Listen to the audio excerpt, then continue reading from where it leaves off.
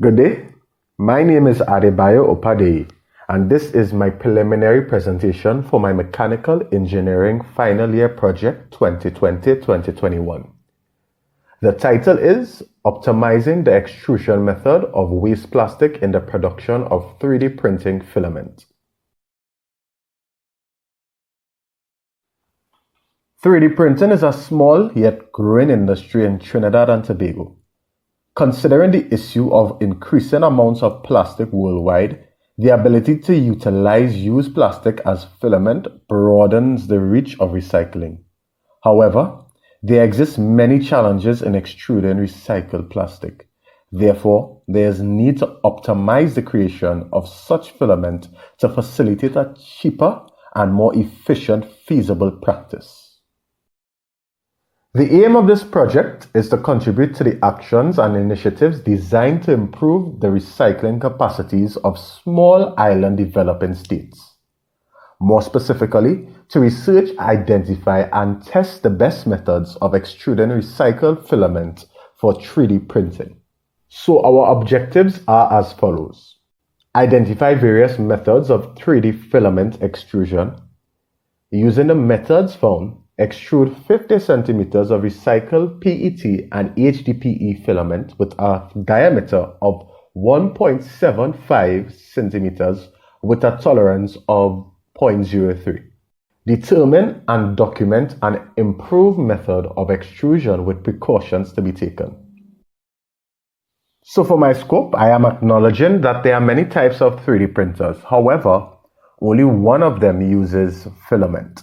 This is the fused filament fabrication, or some may know it as fused deposition modeling, or FDM. The type of filament we are working with is plastic. I am using recycled PET and HDPE as they are very accessible, and we will see why later on.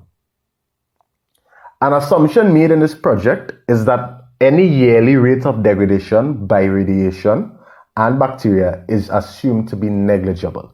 So I am aiming to collect material that would have been waste for 2 years or less. The reasons for this are my area of study does not cover the chemistry of decomposition. Also, the rates and level of decomposition of all the material used will be random. Information from the courses Manufacturing Technology and Material Technology will be used. What is extrusion? This is a process involving the melting of a material so that it can be shaped into a desired product. An extrusion machine is the center of the function.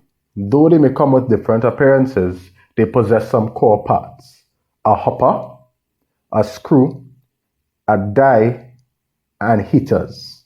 So what happens is, raw plastic material is fed through the hopper.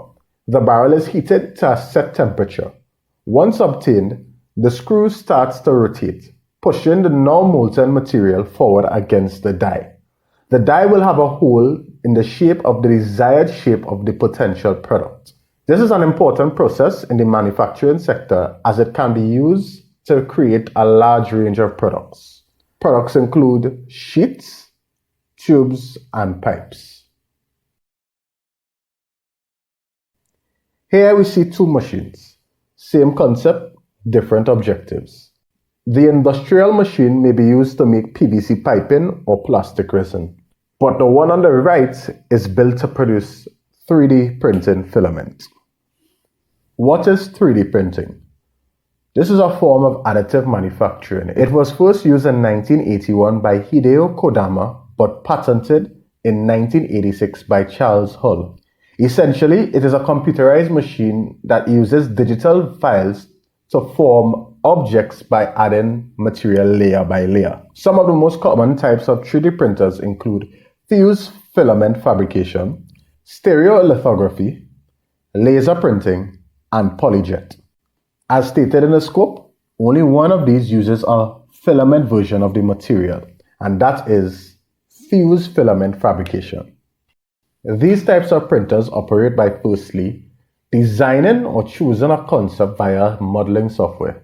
Then information is sent to the machine that pulls the feedstock. The information guides the machine on where to deposit the molten material. Layer by layer, the machine deposits the molten filament onto a surface known as the bed. Applications of this type of printing include prototypes, industrial parts, decorative ornaments, and prosthetics.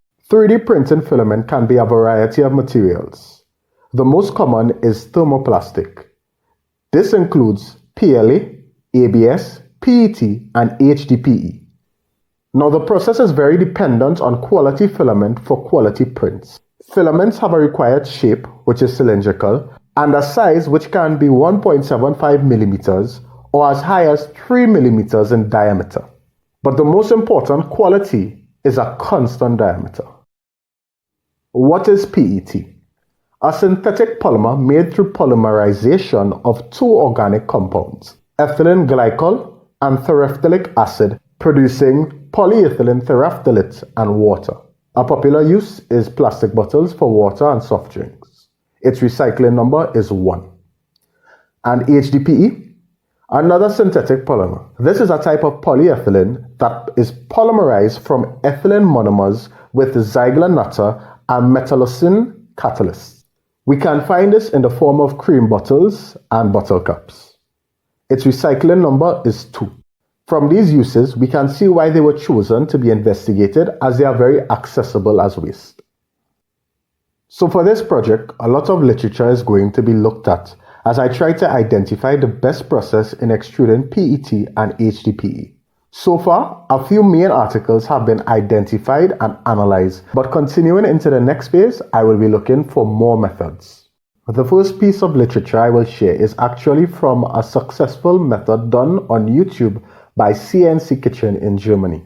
Here he focused on waste PLA material, which isn't my material of focus, but I still believe that there should be many key similarities in the process. The process was done with the same brand of machine that I have. One key part I would like to highlight is the point explaining how small the pieces of material entering the hopper should be. This helps the material melt uniformly well. It is noted though that he still had problems with uneven melting.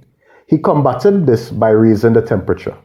In this second method, I reviewed a thesis on the sustainability of recycled HDPE. Again, another successful method according to the author Haruna Hamad. The key points I would point out here: there's need for a constant feed rate that will ultimately affect the consistent diameter. Now, this may be difficult as usually in a do-it-yourself extruder, one may manually feed the material into the machine.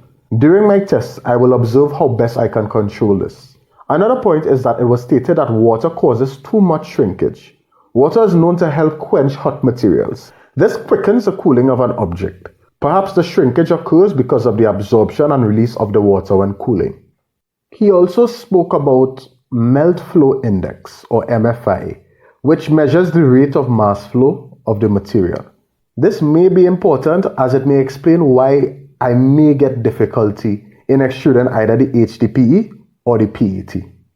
The table below shows the best conditions that the filament was extruded under. The way I'm going to approach this project is by firstly researching on various methods and steps. Once I have identified the main successful methods, I will use them to extrude the filament on my own. The process will be split into 3 main stages: preparation, extrusion, and the final. In the final, a filler winder machine will be used. A filler winder machine is an automated machine that winds up the extruded filament on a spool. The automated setting should help with the constant cooling and diameter. After this, any successful extruded filament will be sent to be used for prints on campus. Whether or not the 3D printer can use it will determine its overall success. Due to the COVID-19 situation that has influenced the regulations by the government of Trinidad and Tobago, I cannot use the machine at school, so I have been given permission to operate at home. I also intend on practicing responsible and safe procedures as if I were to operate in a lab on campus. I will be using the filler extruder extrusion machine and filler winder machine provided by the university.